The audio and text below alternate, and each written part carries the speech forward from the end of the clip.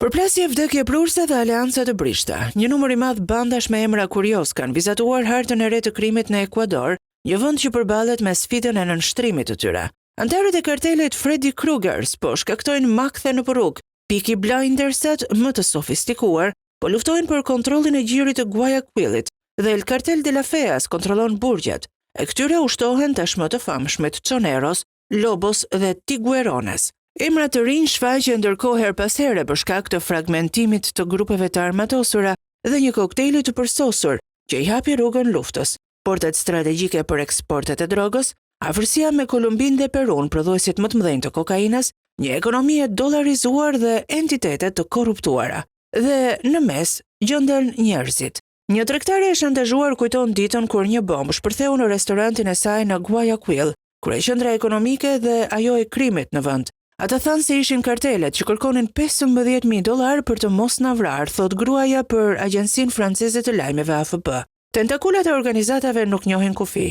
Ato mbin në brigjet e paqësorit me mbështetjen e karteleve meksikane dhe kolumbiane, ndërkohë që është e fortë edhe mafia shqiptare në Ekuador. Në janar të shkurt Ekuadori regjistroi një vdekje çdo orë, sipas shifrave të Ministrisë së Brendshme. Ky është fillimi më i përgjakshëm i vitit në histori. Lufta është për territor. Nuk ka më lider të njohur si dikur, të gjithë duan pavarësinë e tyre, thot në mënyrë konfidenciale udhëheqësi i një karteli. Ky fragmentim e bën të vështirë për autoritetet kontrollin e situatës. Ne shohim një mori grupesh të vogla, më pak të ngurta. Kjo ka ndodhur edhe në Kolumbi në vitet 90 pas vrasjes së Pablo Escobarit, thot ekspertja e sigurisë Carla Alvarez.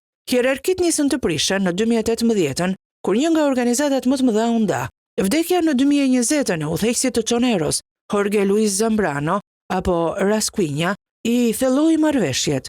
Siguria është në qendër të fushatës presidenciale përpara balotazhit të së dielës mes presidentit Daniel Noboa dhe kandidates së majt Luisa González.